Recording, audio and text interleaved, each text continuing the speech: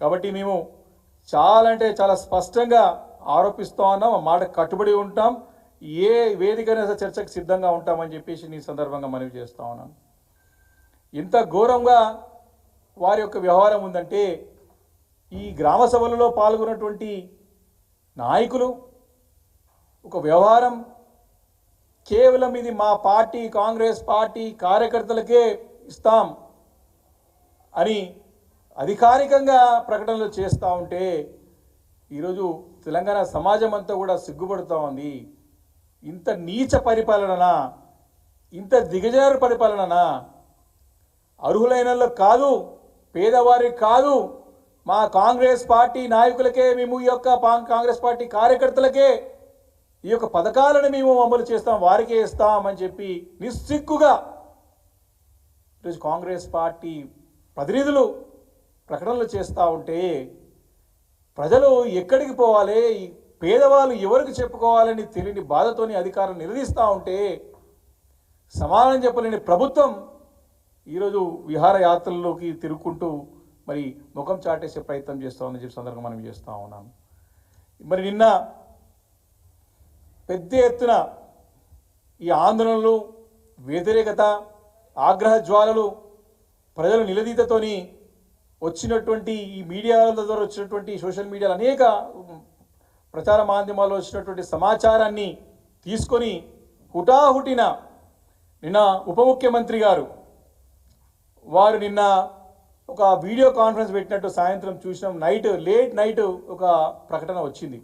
ఈరోజు పొద్దున పేపర్లో చూసాం, నిన్న వివిధ ఛానల్లో కూడా వారి యొక్క ప్రకటనలు చూసాం. వారు దీన్ని బాగా మెచ్చుకుంటూ అంటే మళ్ళీ ఒకసారి దీన్ని అంటే ఏ రకంగా అంటే పాలిష్ చేసే రకంగా దీన్ని మళ్ళా తెలియకుండా చాలా బాగా జరిగిందని చెప్పే ప్రయత్నం చేసుకుంటూ, అది కాకుండా ఈ పథకాలు ఏవైతే 26 జనవరి నుంచి మేము అమలు చేస్తామనే పథకాలు ఏవైతే ఉన్నాయో వాటికి 40,000 కోట్ల రూపాయలు కావాలని చెప్పేసి వారు నిన్న ఒక కొత్త నాటకానికి మళ్ళీ కొత్త డ్రామాకి తెరలేపారు.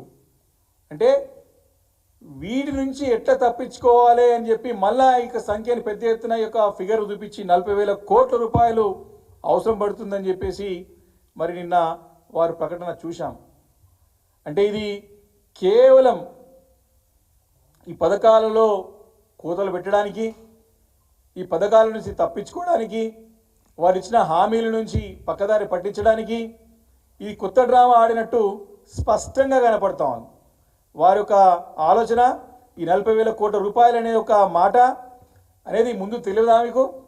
మీరు ఇచ్చినటువంటి 6 గ్యారెంటీలు, 100 రోజుల్లో ఏకకాలంలో రుణమాఫీలు, అనేక పథకాలు, ఎంత డబ్బులు అయితేయో, ఎంత నిధులు అవసరమో, ఎంత బడ్జెట్ అవసరమో మీకు తెలియదా? ఈరోజు మళ్ళీ 40,000 కోట్లు అవసరం పడుతుందని చెప్పేసి మరొకసారి దీన్ని కాలయాపన అంటే ఇక పోస్ట్పోన్ చేసేయడానికి ఇప్పటికే కాలయాపన మూడోసారి. ముందు ప్రజాపాలన ద్వారా దరఖాస్తులు తీసుకున్నారు, అవన్నీ కూడా రోడ్ల పైన పడే చూసాం ప్రజాపాలన దరఖాస్తులు ఏమనియో. రెండోసారి మళ్ళీ గ్రామ సభలో ఇదే మంత్రులు ఇదే ప్రభుత్వం అంతా పోయి పెద్ద ఎత్తున మరి దరఖాస్తులు తీసుకున్నారు.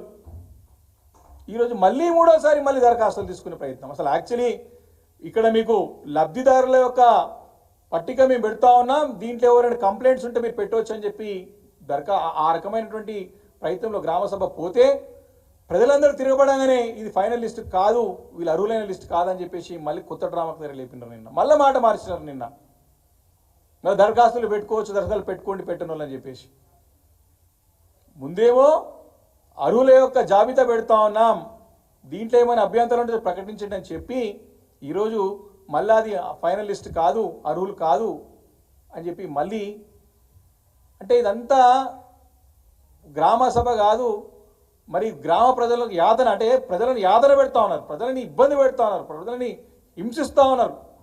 మూడోసారి దరఖాస్తులు అంటే ఏడికేళ్ళే అప్లికేషన్, మళ్ళీ అప్లికేషన్ పెట్టాలి, మళ్ళీ ఖర్చే కదా. సామాన్యమైన పేద ప్రజలకు దరఖాస్తు మళ్ళీ పెట్టుకోవాలంటే మళ్ళీ ఖర్చుతో కూడుకునే పని కదా. మళ్ళీ కాంగ్రెస్ పార్టీ నాయకులు, పైరవికారులు, బ్రోకర్లు ముందుకు వచ్చేసి మళ్ళీ వారిని మోసం చేయడానికి చేస్తున్నటువంటి నాటకంగా స్పష్టంగా కనపడతా ఉంది.